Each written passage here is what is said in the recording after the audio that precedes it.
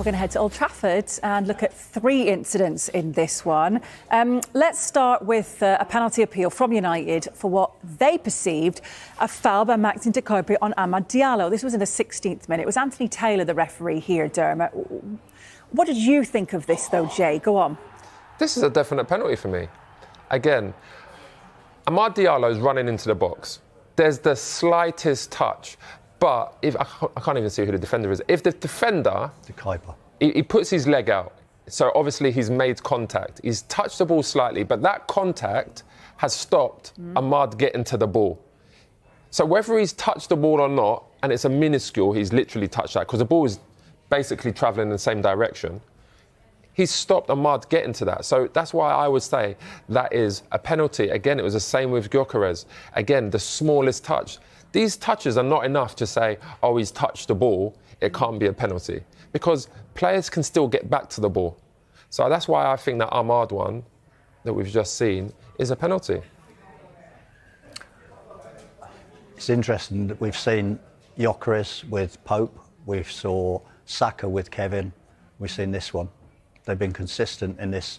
You get a touch on the ball, they're not going to give a penalty. They've done it for week 6, week 8, week 9. They didn't do it in week 5.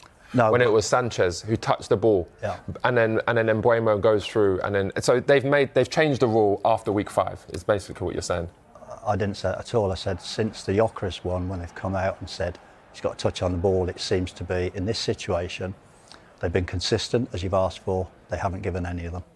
And that's all you can ask for, the consistency. Yes, but I'm saying like, we're gonna come back to this all season. The Sanchez one happened where he came out of goal and he actually touched the ball. Yes, he's wiped out Mbeumo, but he's touched the ball first. And then he gets the red card for that. The week after, we see the Gyökeres one. Now they're saying, oh, he's touched the ball, so it's not a penalty. And then they've changed the rules since then.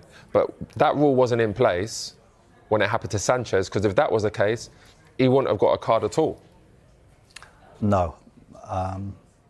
I think that's a different tackle anyhow. But what I'm saying is the Gyökeres one seems to be the flag in the ground, isn't it?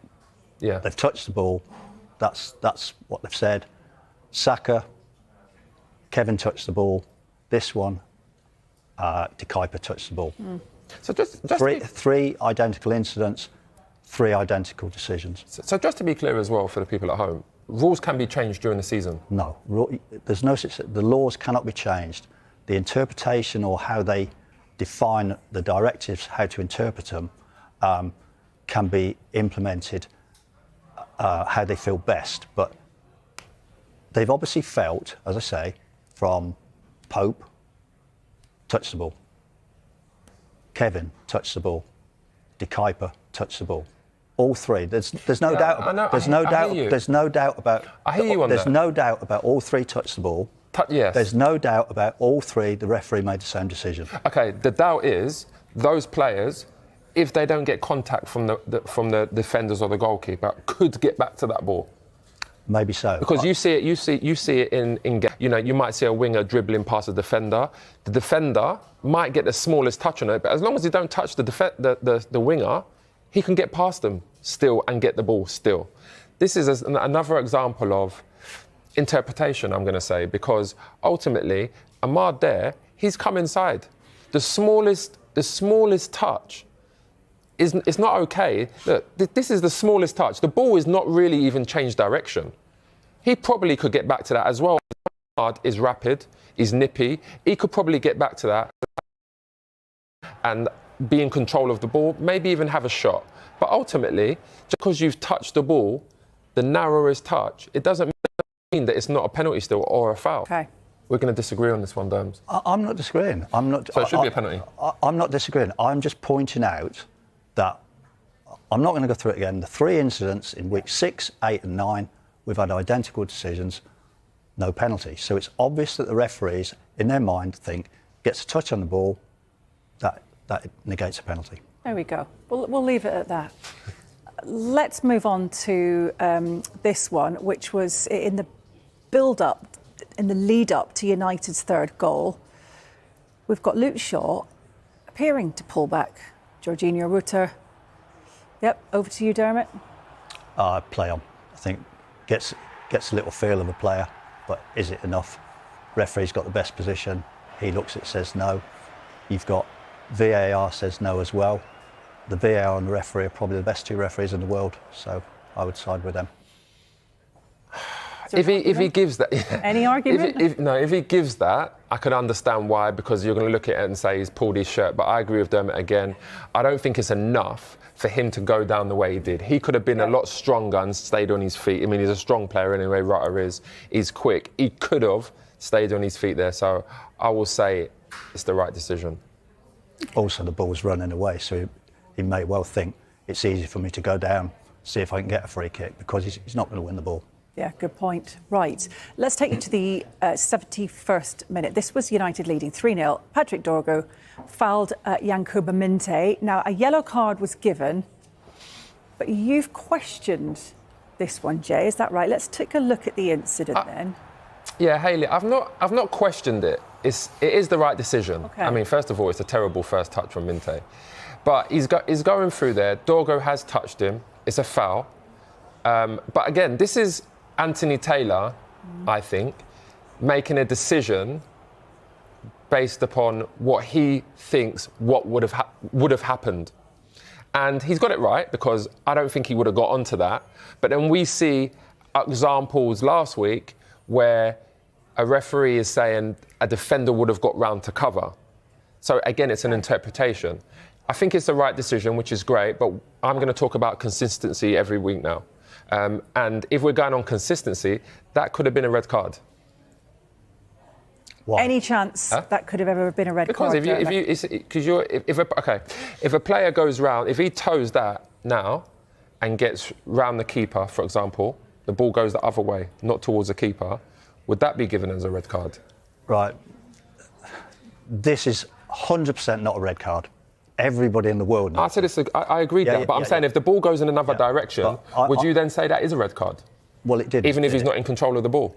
It didn't go in a different direction, but two criteria. Is he in possession of the ball? Quite clearly no, because his first touch is so heavy. Is he likely to gain control of the ball? 100% not, because it's run through to the keeper. Therefore, we strike out. Have we got the one from last week with Sarr? Yeah. So it was Crystal Palace Bournemouth, wasn't it, early this season? So yes. This is Marcos Senesi fouled Ismail Sarr. Now the referee gave a yellow. Okay. This one was sent to the monitor, wasn't it? He stayed with his original decision of yellow, though. So look, this is good consistency, Jay. It's what you want. No, because this is what I'm saying. With this one here, he is definitely going to take his touch inside and get a shot off. Okay. There is absolutely no way the defender is coming round there to cover for the player that's brought down Sarr. There is no way he's getting there. So that would be a goal-scoring opportunity, which means he should have got a red card. But he didn't. So, again, this is the consistency I'm talking about. OK. And this is interpretation from the referees, isn't it? Of what he's deemed, can he get back or not? And the VAR people, can he get back and get round to cover for Sarr? It is, but I don't think that's a red card because the ball's gone away from goal. Minte's bearing down on goal. I know. I think we agreed, though. You think that he could have got a shot off. I said possibly, and that's the difference. Dogso is denial obvious, and I think that's not obvious. I think it's possible. See, once that word changes, for me, I'm just looking at the Sarr one, and I'm saying yes. That is obvious he's going to get a shot off there because he is fast. His next touch is going to take him toward the goal. He would definitely get a shot off. There's no way the defender is going to cover 15 yards, especially when Mateta in between them. That to me is a red card. This one is a red card because he's taken a bad touch. The keeper's coming out. It is the right decision. It is a yellow card because the keeper is coming out to collect the ball. Go on, Dermot. That's what I was going to reinforce. We're actually talking about this one this week, and we're getting bogged down with last week, but this one is a really, really good identification, A, by the referee, and B, by the VAR to back him up, because, as I said, he's not in control of the ball, he's not going to get the ball. It's just a really, really good decision, and I think that's... The consistency I want to see, though, is, for example, going forward, as long as if the referees are going to make their own decision and interpretation on whether a defender can cover around, or in the instance where the keepers come out there to collect the ball, if they're going to make these decisions consistently, I want to see what happens, because I'm finding it difficult to understand, especially with the Saar one there. I know it's a different scenario and it's a different week and we're covering this. 3 wins in a row for Manchester United, 4 home league wins in a row as well at Old Trafford.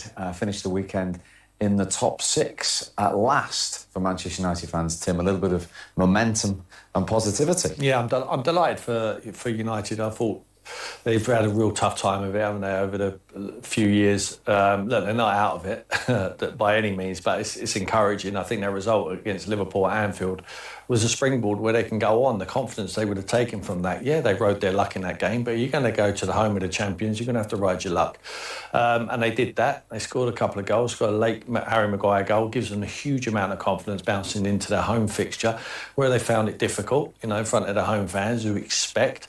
And I think their offensive players who they've gone into the market have really turned up, And Burmo looks a top draw player, along with Cunha. Look like they need to play in a Man United shirt. They've got their swagger, pump their chest out, real Manchester United players. Mason Mount's been playing. Hopefully he can get a rhythm of games now. Šeško, jury's still out for me, but he will only get better. The weakness still is the defensive side. I think Lammens, the goalkeeper's done well. I think they've made it easy for him. They're not asking him to play out stupidly around his penalty area. He's playing long off his left and right foot. He's a good kicker.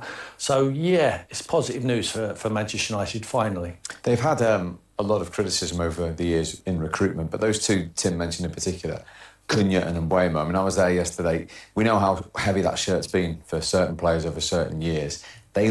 They're both Manchester United fans. They were desperate, but they look like they're embracing it, like they're loving that stage. That's the difference, Leon. Yeah, made easier by the result at Anfield and going and now being on a 3-game streak of confidence. Suddenly you can be the player you want to be. You're not weighed down as heavy by the stadium, by the shirt, by the expectation that is there every time you go out onto the pitch. Now you're starting to see their true selves of what they're capable of doing, because we know that results haven't gone their way. We know that the quality in the squad should get better results, but you have to go and show your quality. You have to go and show your moments, and they've certainly done that. I think they've looked a lot more organised in the last couple of games. I think defensively set up, I think they're working better as a team. I think your Cunha and your Mbeumo are coming a little bit deeper to help the 2 central midfielders out, so they're not getting exposed, because I think for the majority they've been so exposed in the middle of the pitch.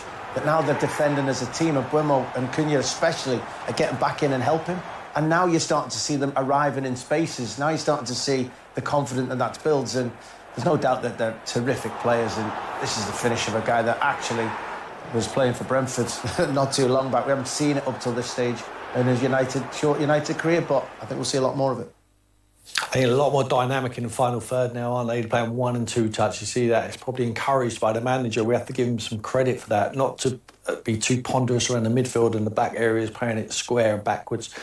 It's not tolerated at Old Trafford. We know that down the years, and it's still the same now. It's the same DNA with them fans, different years, but I think they want the ball forward. They want it to attacking players. They're getting it in the right areas now, and they're shining. So with the confidence of winning football matches, look, it's a long way to go before they're Manchester United of old. Will they ever get there? But it's positive signs. I'm pleased for Ruben, because I think he talks so well, even in defeat. And he doesn't get too carried away when he wins a few games, which you've seen recently. Yeah, and there is a long way to go, but it did smell of the old Manchester United yesterday, because, as Tim says, the Anfield win was a springboard, but they weren't expected to get too much at Anfield. But yesterday, back at home, where they had to take the mantle, they were, and they've overcome the challenge. Yeah, they did. I actually thought the fact that Brighton have got a really good record in recent years at Old Trafford, and the way Brighton play gave Manchester United a little bit more leeway to play, because I don't think they play out from the back as much at the moment. They're happy to go long, whether Šeško's in the team or not. They're happy to go more direct, which is what we would call old-school football. They're not giving the ball away, trying to play through the lines at the back. They're going over the top. They're being more straightforward, more forward passes. And that's when you're getting the best, because suddenly Mbeumo's got space to run into rather than playing against a low block. Cunha's got space to operate in rather than everybody being behind the ball. And Yeah, I think Manchester United have certainly benefited from being a lot more direct. I think Cunha and Mbeumo or Mason Mount, if it's him, they're playing into out.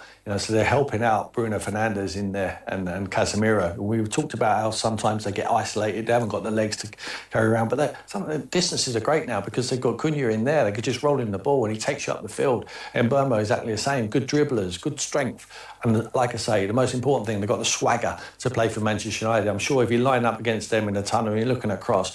Whereas years gone by, recent years, some of them are shying down because they're going over at Old Trafford with trepidation. Not these boys. Now they're sticking their chest out there. Now you see him in there waving to the camera. I mean, he's going to be a real character, Cunha, for that group of fans. So they're going to love him, and certainly Mbeumo as well. On this consistency level, then you're hard to argue if they can make the European places. And there was a lot when they were losing. There were a lot of people saying, "Oh, well, the recruitment was poor because they didn't get a defensive midfielder. They didn't get it right at the back."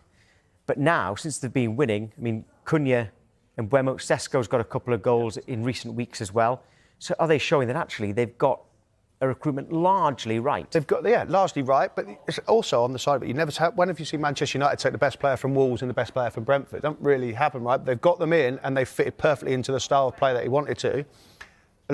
You've got to give hats off as well to Casemiro. A lot of people saying, oh, he's too old, he's gone, he can't play in the position, he can't do it in the Premier League. Well, actually, he's been fantastic in the Premier League for Manchester United in these last 3 games. He's really made that position his own. But Brian Mbeumo and Matheus Cunha and Sesko, them 3 at the top of the pitch have really transformed United. Would you prefer, as a front 3, Mbeumo, Cunha and Sesko, or would you prefer Salah, Ekitike and Gakpo? This is on current form. On current form, I'll go mix and match. I'll take Ekitike, but then I would have Brian Mbeumo and Matheus Cunha. Matheus Cunha for me is something so exciting. I see it when I look back and watch Manchester United versus Burnley. In the first 20 minutes, he was phenomenal. He was running the game, and then he got injured, and then Manchester United seemed to take their foot off the pedal. It's quite incredible that